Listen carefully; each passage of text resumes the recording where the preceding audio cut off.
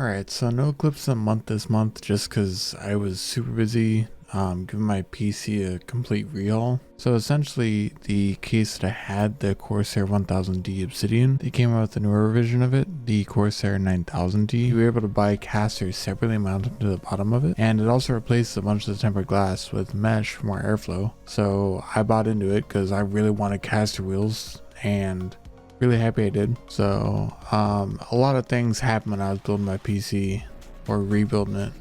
When I took the GPU block off my GPU to clean with a wire brush and stuff, the acrylic plate cracked, so liquid started leaking out of the crack, and I can't get another EK Waterblock at the moment.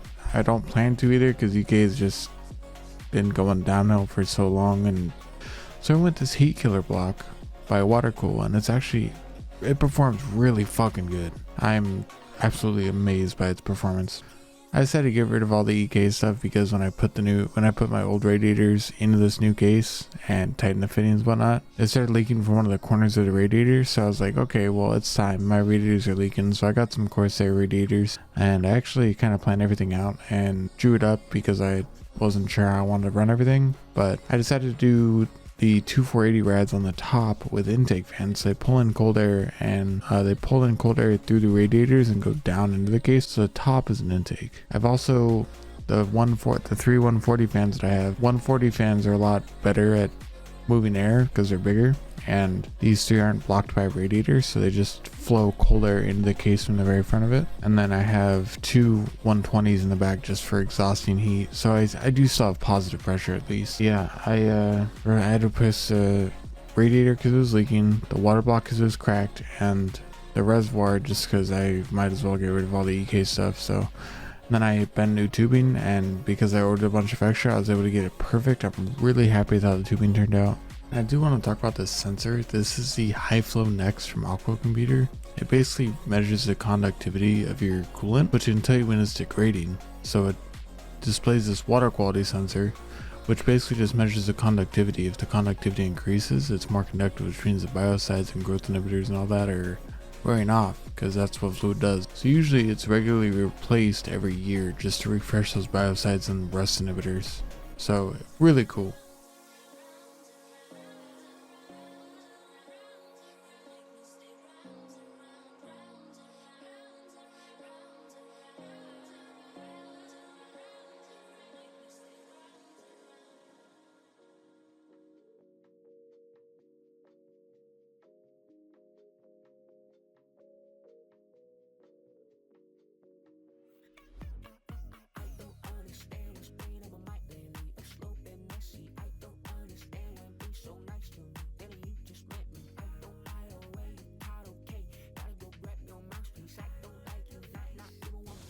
So I'm just going to benchmark everything and kind of compare it to how it was before anything. So the performance should be a little bit better, but temp wise, because I have a different GPU water block now, and I have a case of my airflow. Holy shit. Do you guys see this? Oh my god. That is ridiculous. That's almost 1,000 frames. Alright, so when we did this before, it dropped frames. Let's see. Where's the fast forward? There we go. 10 minutes. Let's see how much it drops. Now, this is the most CPU bound game that I know because it made the biggest impact when I upgraded my CPU. It utilized my GPU like 22% during this, so the GPU upgrade didn't make much of a difference. So let's just... Alright. I'm still getting some really terrible screen tearing. Interesting. Auto refresh cooldowns.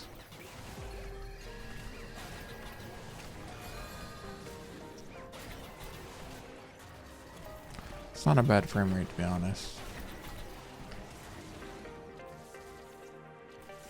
Now what happens if we sit here and fast forward 10 minutes?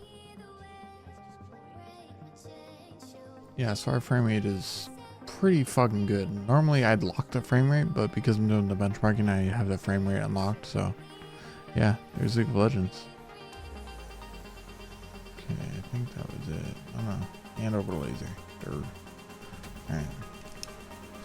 So I'll just hop in really quick and see what the frame looks like. The frame rate looks like when I fucking spam everything down. So the CPU block is a little eh. The GPU block is outstanding. Look at this. 40C, the hottest it's gotten so far. Oh my god. Look at this beauty.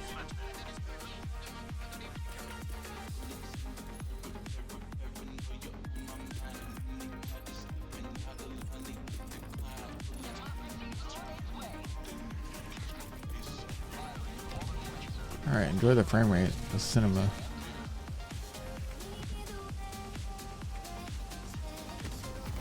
Oh. Yeah, so I mean, if I wanted the 165 frame rate that I strive for, I could tamper the settings, but this is already way better.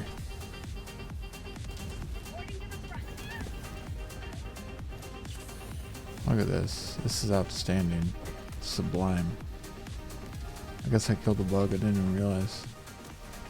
Yeah, this is next level, dude. Oh my god. Alright, well, that's that. One upgrade I didn't include, which I should have with the CPU upgrade, was Cinebench. Cinebench is great at pinning the CPU and testing the temperatures. I can tell you right now that this block isn't insanely good, but it's not bad for what it is. And you know, CPUs are kind of meant to get a little hot. You can't keep them really cold all the time, but the GPU stays fucking real cool, like 24/7. We'll compare these results to the prior runs that I did. I mean, I haven't changed the GPU for my 4090, so it shouldn't change too much, but the temperature should be a little bit better because I A, have a different water block, and B, this case has a lot less tempered glass and more mesh for airflow, so we'll see. We'll see what the temperature looks like. I think a big credit to the temperature being reduced so much is going to be due to the water block that's on there.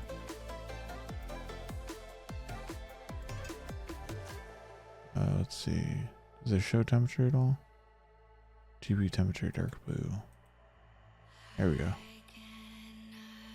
Yeah, look at that. It stayed below 50C like the whole time. Let's see. Oh wait.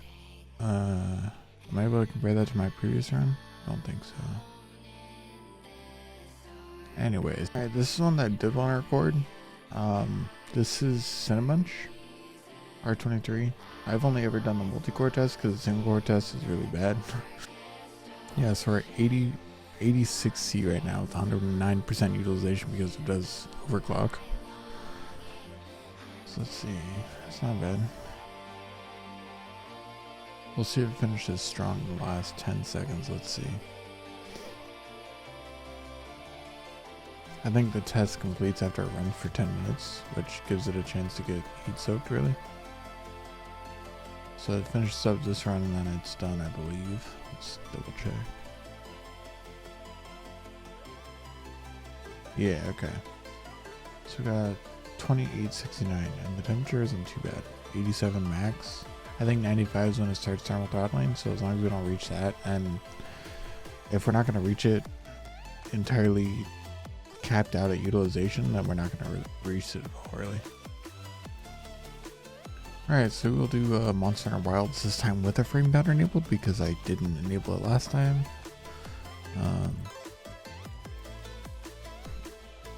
Oh, that's cool. It includes the DLSS being enabled, so you can't fake your frame rates or something. I don't know. Holy monka. That is some superb frame rate. God damn. Let's see what our settings are at, because I don't remember. Shut up, Alma. Uncapped. Low latency, I think automatically uncapped frame rate if you turn on DLSS. And save the whole fake frames, because honestly, I don't care with this game, it doesn't matter too much. But my god, this game looks amazing.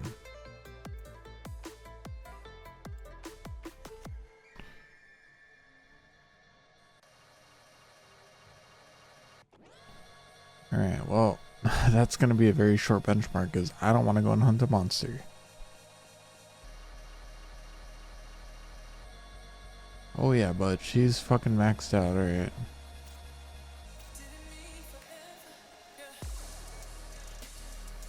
Oh my god. So many frames, and this is with the ray tracing on too. My god. What the fuck? I don't remember any of my controls. Cool. Push, push.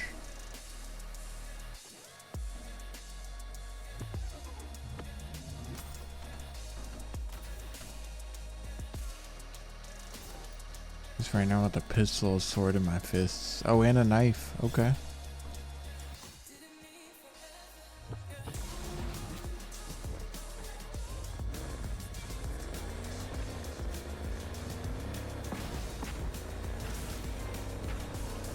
Man, this thing handles like shit.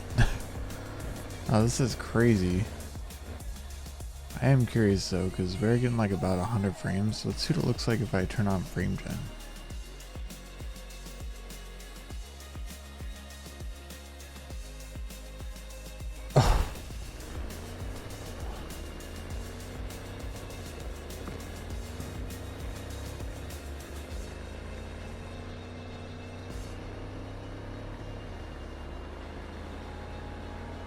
This is actually absurd though. I need to do a proper playthrough of this game now that I have decent hardware, because I think the first time I played through this game I saw the i9 and the 2800. So I mean it was playable, it just wasn't great. It wasn't visually stunning, the frame rate was kind of shit. But this is kind of best of both worlds. Anything above 60 frames really is playable in a game where graphics matter as much as this game does.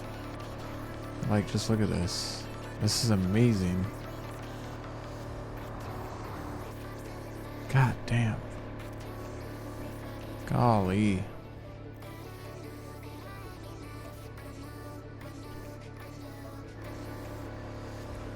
Let's go into a little more densely populated place.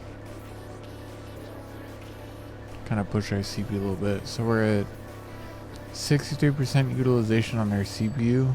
And oh, hang on, I'm texting the dragon. My bad. My bad. Okay. 63% CPU utilization and 98% GPU utilization. Now I'm looking over my other monitor, hardware monitor, and my GPU is at like 98-99% utilization, but it's only at 48C. It just will not get above 50 with this heat killer block. Wow. I think that's pretty conclusive.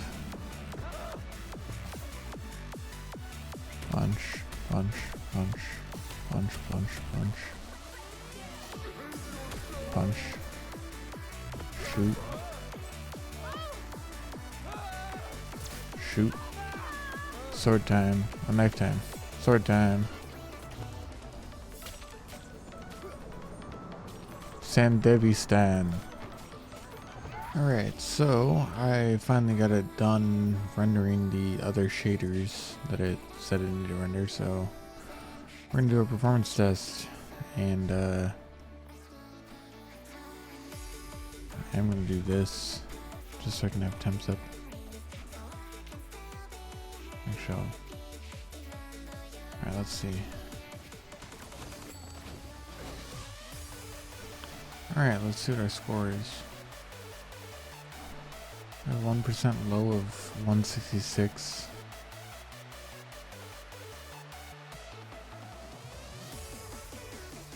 Alright, well thank you guys for watching. Again, I'm sorry it's not clips a month, but I was without my computer for like almost 2 weeks because trying to source water cooling parts amidst EK having a giant crash is not good. Hope you guys enjoyed the video. I'm really happy with how the bending of the PETG tubing turned out. This thing's a fucking showpiece, honestly. I want to do more research on CPU blocks with 9800 X3D because I'm not super stoked with the performance of this one. Anyways, I'll see you guys next month during the clips because I should definitely have some more clips. But until then, I'll see you guys around.